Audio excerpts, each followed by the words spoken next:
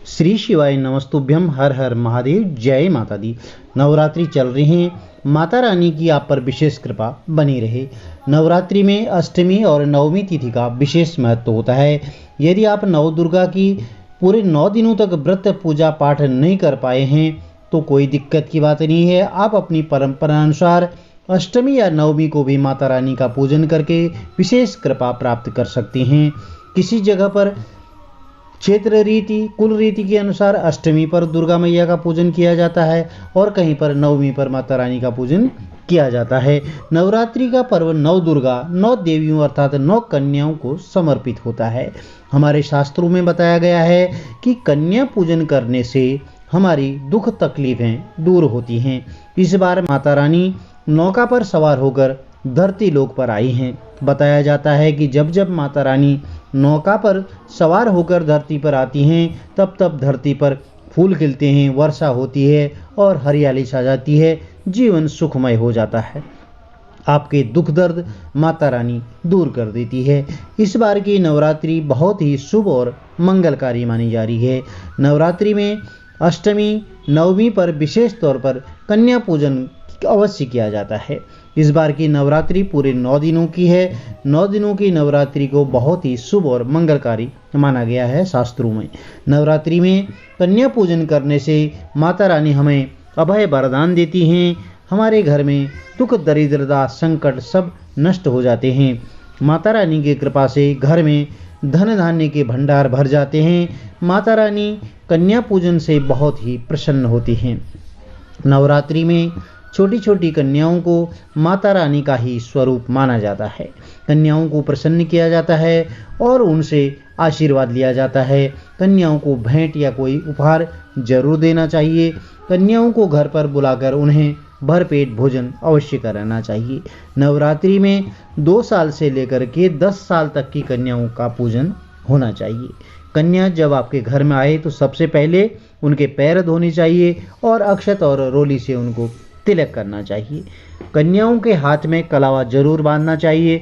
माता रानी का स्वरूप समझकर कन्याओं की आरती भी करनी चाहिए। कन्याओं को भोजन कराने से पहले माता रानी को भोग अवश्य लगाएं।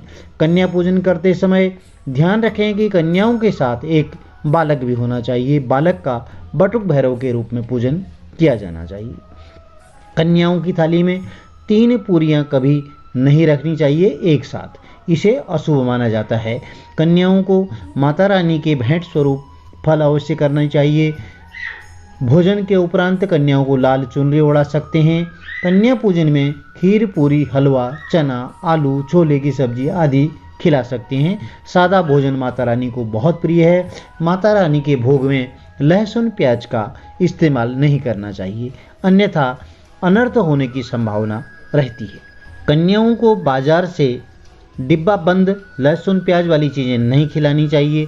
कन्याओं को इस दिन घर पर बना भोजन ही खिलाएं, इससे माता रानी बहुत प्रसन्न होती हैं। कन्याओं को हमेशा स्टील से बने बर्तनों में भोजन कराना चाहिए और प्लास्टिक या अन्य बर्तनों में भोजन नहीं कराएं, यह बहुत ही शुभ माना जाता है।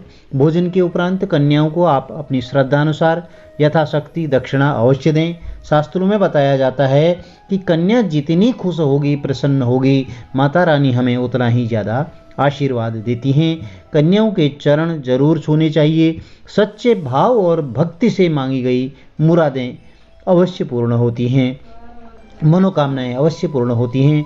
नवरात्रि में यदि आपको यह संकेत मिलते हैं तो समझ लेना चाहिए कि माँ दुर्गा आपके घर में प्रवेश कर चुकी हैं। यह संकेत बताते हैं कि माँ दुर्गा का आशीर्वाद आपको शीघ्र ही मिलने वाला है। जब आप ज्वारे बोते हैं तो उनकी हरियाली बहुत ही शुभ मानी जाती है। कहा जाता है कि जौ से निकली हरियाली हमारे अच्छे समय का संकेत देती है। आने वाले समय में आपको बहुत ज़्यादा धन लाभ होगा। घर में यदि किसी को कोई बीमारी है तो वह ठीक हो जाएगी। ऐसा माना जाता है कि यदि 1 रुपये का सिक्का जौ के बीचों बीच दबा दिया जाए तो माता रानी की विशेष कृपा बनी रहती है।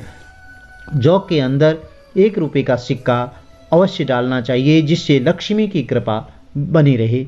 जौ को खाली नहीं रखना चाहिए।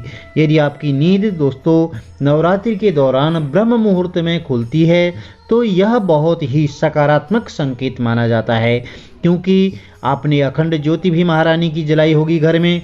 यह पॉजिटिव साइन आपके कुल का जरूर उद्धार करने वाला होता है। ब्रह्म मुहूर्त का समय सूर्योदय से लगभग 1.5 घंटा पूर्व का होता है। यह संकेत बताते हैं कि माता रानी जल्द ही आपको खुशखबरी देने वाली हैं। ब्रह्म मुहूर्त में किया गया जप, तप, ध्यान, पूजा पाठ हमेशा ही फलदायी होता है। इस समय दैवीय शक्तियां विचरण कर रही होती हैं। ब्रह्म मुहूर्त के समय में एक प्रकार की सकारात्मक ऊर्जा का संचार होता है वातावरण में, ब्रह्मांड में। यह ऊर्जा जब साधक के शरीर में प्रवेश करती है और साधक के शरीर की ऊर्जा में मिलती है तो उसकी ताकत और सामर्थ्य कई गुना बढ़ जाती है, जिससे उसके अंदर एक नई ऊर्जा का संचार होने लगता है। उसकी सोचने की, समझने की शक्ति बढ़ जाती है, डिसीजन पावर बढ़ जाती है। जो भी कार्य करता है उसमें अवश्य ही उसको सफलता मिलती है। माता रानी आपकी भक्ति भावना से प्रसन्न हो जाती हैं। ऐसे व्यक्तियों को समझ जाना चाहिए कि अब उनके जीवन में बहुत अच्छा होने वाला है। नवरात्रि के दौरान यदि जौ के पत्ते अपने आप हिलने डुलने लगें तो समझ लेना चाहिए कि माँ भगवती का आपके ऊपर विशेष कृपा बनी रही है और आपके घर में स्थायी रूप से आगमन हो चुका है। दोस्तों, यह संकेत कुछ खास और भाग्यशाली लोगों को ही प्राप्त होते हैं। हर किसी को यह संकेत महसूस नहीं होते हैं। नवरात्रि के दौरान यदि गौमाता आपके घर के द्वार पर आती हैं तो यह बहुत ही शुभ संकेत माना जाता है। यदि आपके द्वार पर गौमाता आती है तो उसके माथे पर रोली जरूर लगाएं और उसे रोटी, चारा या गौग्रास अवश्य खिलाएं। गौमाता में देवी देवताओं का वास माना जाता है। द्वार पर गौमाता का बार बार आना जीवन में आने वाले अच्छे एवं शुभ संकेतों के बारे में इशारा करता है। यदि नवरात्रि के दौरान आपको सपने में शेर दिखाई देता है या मां नवदुर्गा का कोई भी रूप दिखाई देता है तो आपके लिए यह बहुत ही शुभ होने वाला है। आपके वारे न्यारे होने वाले हैं। आपका दुर्भाग्य सौभाग्य में बदलने वाला है। यदि आपके घर में कोई पीड़ा है, कष्ट है तो वह सब दूर होने वाले हैं। नवरात्रि के दौरान माता के दर्शन किसी खास भक्त को ही होते हैं। इन संकेतों के माध्यम से आप समझ सकते हैं कि जल्दी ही आपकी मनोकामनाएं पूर्ण होने वाली हैं। आपकी भक्ति का फल आपको अवश्य ही मिलने वाला है। यदि आप माता रानी की कृपा पाना चाहते हैं और मां के दरबार में अपनी हाजिरी लगाना चाहते हैं तो कमेंट्स में जय माता दी अवश्य लिखें। माता रानी आप सबकी मनोकामनाएं पूर्ण करें। यदि वीडियो लाभदायी रहा हो तो चैनल को लाइक, शेयर और सब्सक्राइब जरूर करें ताकि सभी लोगों तक जानकारी मिल सके। माता रानी आप सबकी मनोकामनाएं पूर्ण करें। जय माता दी।